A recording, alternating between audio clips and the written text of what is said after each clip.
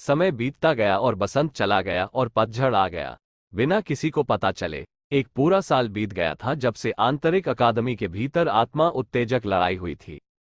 इस एक वर्ष के दौरान आंतरिक अकादमी, जो मूल रूप से महान लड़ाई के दौरान खंडहर में बदल गई थी, पूरी तरह से बदल गई थी। एक साल में पुराने छात्र चले गए थे और नए छात्र आ गए थे। पूरी आंतरिक अकादमी अभी भी जीवंतता से भरी हुई थी। हर दिन अनगिनत संख्या में ऐसे छात्र थे जिन्होंने मजबूत रैंकिंग की महिमा प्राप्त करने के लिए कड़ी मेहनत करते हुए बारिश की तरह पसीना बहाया। जैसे जैसे समय किसी की उंगलियों से गुजरता है, कभी कभी कोई ऐसा होता है जो इन अकेडमी के कोने पर खड़े धधकते आकाश क्यूई रिफाइनिंग टावर की ओर अपनी निगाहें गड़ाए रहता है। उन्होंने आत्मा को झकझोर देने वाले महान युद्ध को याद किया जो धीरे धीरे उनकी यादों में गहरे दब गया था। उन्होंने उस युवक को याद किया जो उस युद्ध में भगवान की तरह खड़ा था, अंततः चुपचाप गिरने से पहले, और तुरंत बार बार आहें भर रहा था। यदि वो व्यक्ति अभी भी जीवित होता तो संभावना थी कि वो पहले एल्डर सुकियान के अलावा आंतरिक अकादमी का सबसे मजबूत व्यक्ति बन गया होता। इस एक वर्ष में वीणा लाल हो गई थी और केला हरा हो गया था। इस एक वर्ष के दौरान जिस गति से इन अकादमी ने नए छात्रों को अवशोषित किया, वह पिछले वर्षों की तुलना में बहुत तेज हो गया था, शायद प्रतिस्पर्धा बढ़ाने के उनके इरादे के कारण। इसके अलावा लोगों की संख्या में वृद्धि के कारण विभिन्न प्रकार के छोटे गुट भी वसंत की बारिश के बाद बार बार बांस की टहनियों की तरह दिखाई देने लगे थे। इना अकेडमी एक ऐसी जगह थी जिसमें प्रतिभाओं की कभी कमी नहीं थी। इसलिए एक साल के भीतर काफी संख्या में नए छात्र गुट खड़े हुए और आंतरिक अकादमी के भीतर शीर्ष गुट रैंकिंग में निचोड़ा गया। नए छात्र आसानी से अहंकारी थे। यह अहंकार तब तक विकसित हुआ जब तक कि यह अधिक तीव्र नहीं हो गया, खासकर जब उन्होंने कुछ परिणाम प्राप्त किए। हालांकि नए छात्र गुट कितने भी जंगली और अहंकारी क्यों न हो, फिर भी उनमें एक ऐसे गुट को भड़काने का जरा सा भी साहस नहीं था जो वर्तमान में एक विशाल अस्तित्व में विकसित हो चुका था। हालांकि वे जानते थे कि यह गुट अधिक से अधिक 2 साल के लिए इन अकादमी के भीतर स्थापित हो चुका था, लेकिन इसकी ताकत पूरी इन अकादमी को हेय दृष्टि से देखने के लिए पर्याप्त थी। इस तरह की प्रतिष्ठा कुछ ऐसी थी जिसके कारण इन अकेडमी के भीतर एल्डर स्तर के कुछ लोगों ने इसे एक तरफ देखा। हालांकि उन्हें यह आश्चर्यजनक नहीं लगा। ऐसा इसलिए था क्योंकि इस गुट को पान का द्वार कहा जाता था। इसका संस्थापक वह युवक था जिसने उस समय पूरी इन अकेडमी को बचाया था। उनका नाम कुछ ऐसा था जो अब भी हर किसी के मुंह से बेहद परिचित था, जियो यान। जबकि समय जीवंत और अद्भुत बाहरी दुनिया में बह रहा था, ऐसा प्रतीत होता है कि समय अभी भी गहरे भूमिगत मैग्मा दुनिया में बना हुआ है। इस बेजान जगह में समय के प्रवाह के बारे में कौन परवाह करेगा? बेशक एक अपवाद लग रहा था। कुछ सफेद रंग की ज्वाला का एक बड़ा समूह धीरे धीरे मैग्मा के भीतर गहरा बह रहा था। चमकदार लाली से भरे इस मैग्मा संसार में सफेद रंग का वो समूह बेहद आकर्षक था। केवल और अधिक विस्तृत रूप से देखने और करीब से देखने पर ही पता चल पाएगा कि सफेद रंग की लौ के गुच्छे के भीतर 2 बेहोश नग्न शरीर दिखाई दे रहे हैं। हालांकि ये दोनों शरीर बेहद शांत थे, उनके अडिग तरीके ने उन्हें लाशों का रूप दे दिया।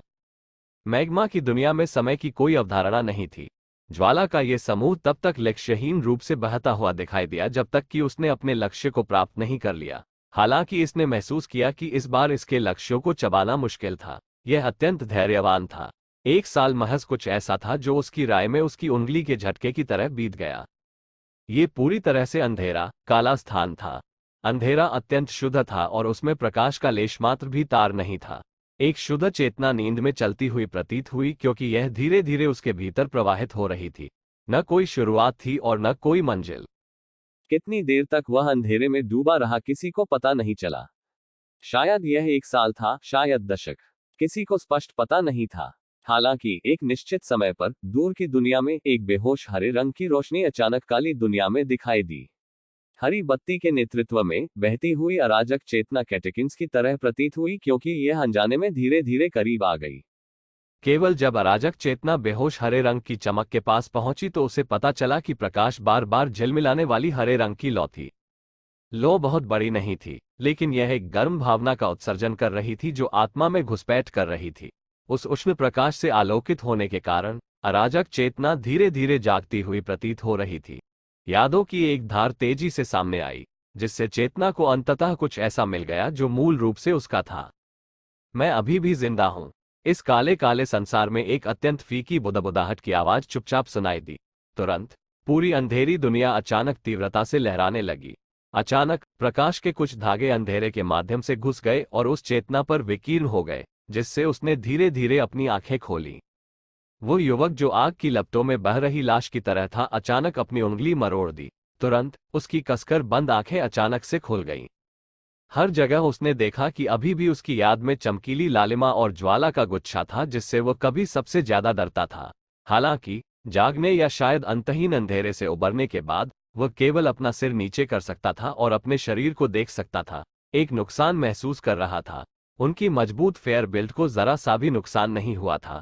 उसकी उंगलियां धीरे धीरे कुछ अपरिचित तरीके से कस गई थी। एक ऐसी ताकत जो उसने पहले कभी महसूस नहीं की थी अचानक सामने आ गई। उसकी स्याही जैसी काली आंखों से धीरे धीरे वो नुकसान गायब हो गया। नग्न युवक का मन हिल गया। अपनी प्रशिक्षण अवस्था में प्रवेश किए बिना वो तुरंत अपने शरीर के भीतर सब कुछ स्पष्ट रूप से देखने में सक्षम हो गया। क्यूई पथ जो उसके होश खोने से पहले विकृत और शुष्क हो गए थे, ठीक कई क्रिस्टल स्पष्ट विशाल पाइपों की तरह थे जो एक बेहोश फ्लोरोसेंट प्रकाश उत्सर्जित कर रहे थे। हालांकि वे हिले नहीं, फिर भी वो स्पष्ट रूप से महसूस कर सकता था कि वर्तमान में उसके शरीर में मौजूद क्यूई पथों में अतीत की तुलना में एक तरह का कठोर परिवर्तन था, भले ही वो कठोरता या व्यापकता के संदर्भ में हो। जियो यान का दिमाग उसके क्यूई पथ से हट गया और धीरे धीरे उसके पूरे शरीर में फैल गया। हालांकि उन्हें ऐसा कोई स्पॉट नहीं मिला जो कमजोर होने का कोई संकेत दे। इसके बजाय उसका यह वर्तमान शरीर उसके होश खो देने से पहले से पूरी तरह से अलग था। उसने ये भी सोचा था कि यह संभावना है कि उसके भौतिक शरीर से लड़ने की शक्ति अतीत में डू क्यूई का उपयोग करने के बाद उसके हमले से भी अधिक मजबूत और भयानक हो सकती है। यह सही है, डू क्यूई। जियो यान का दिमाग अचानक हिल गया और तुरंत भावर के अंदर दिखाई दिया। पूरी तरह से खाली भावर को देखते ही उसका सारा अस्तित्व अचानक सुस्त हो गया। डू क्रिस्टल कहाँ है? डू क्यूई कहाँ है? उसका चेहरा जो अभी अभी कुछ चिकना रक्त लाल रंग प्राप्त कर चुका था, एक बार फिर पीला सफेद हो गया। एक बार डू क्यूई के बिना जीवन का अनुभव करने के बाद वह स्पष्ट रूप से समझ गया था कि अपनी डू क्यूई को खोना कितना भयावह झटका था। उस समय जब जियो यान का दिमाग उसकी डू क्यूई के अजीब तरह से गायब होने के कारण मदहोश था, उसके शरीर के भीतर से अचानक एक गड़गड़ाहट की आवाज निकली।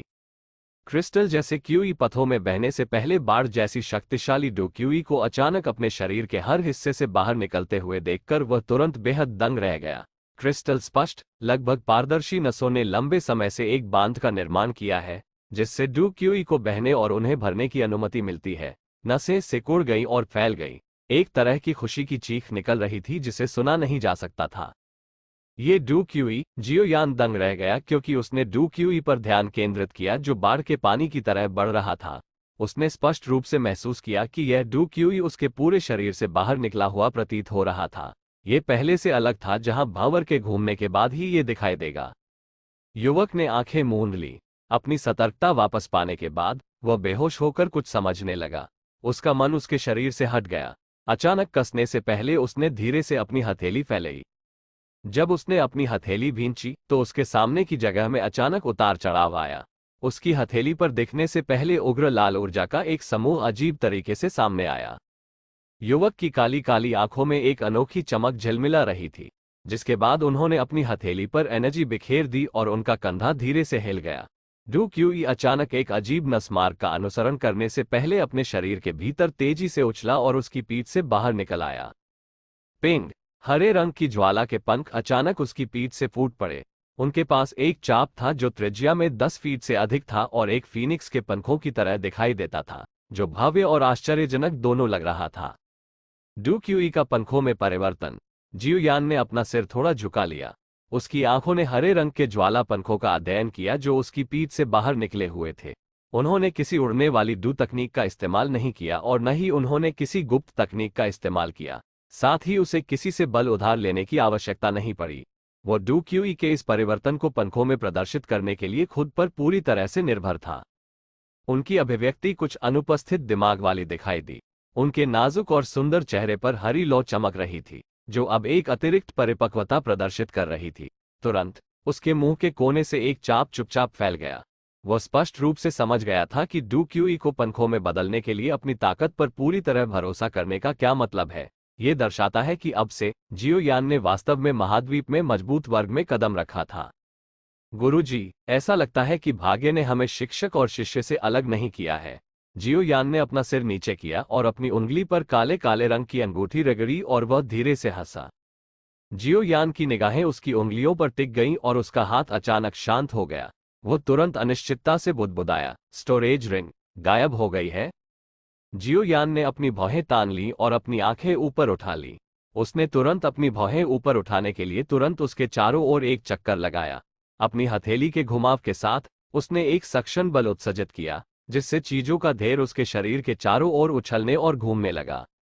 जियो यान की नजर भारी हुआन शासक, उसके सामने कुछ स्क्रॉल और कुछ अन्य चीजों पर पड़ी।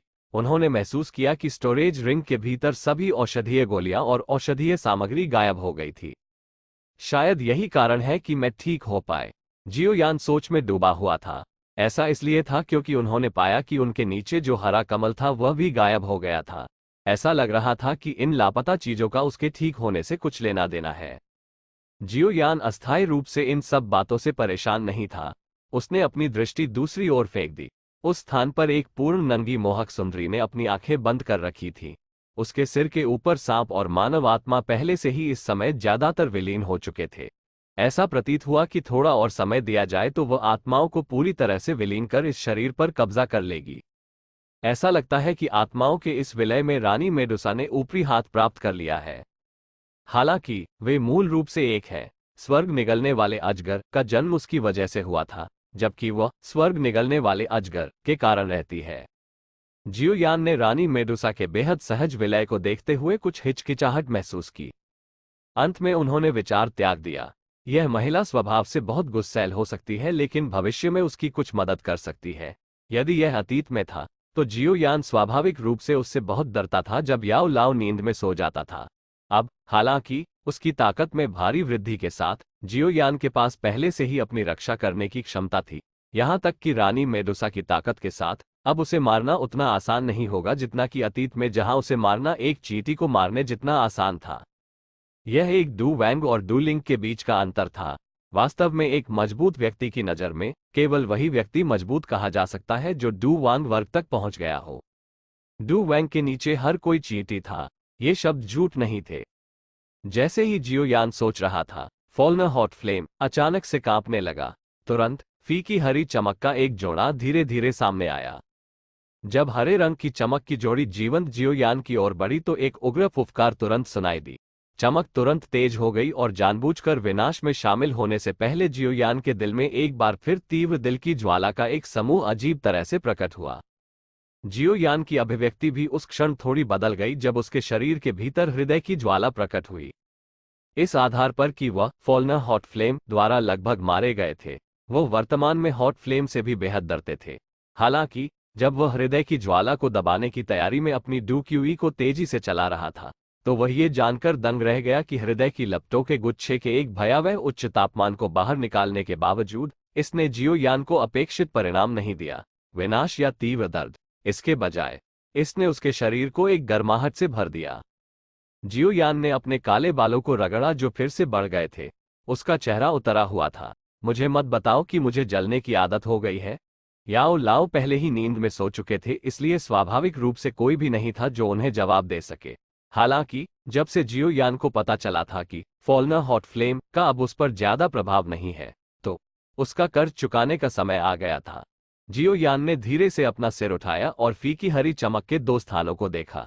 उसके मुंह के कोने से एक घनी मुस्कान तेजी से फैल गई।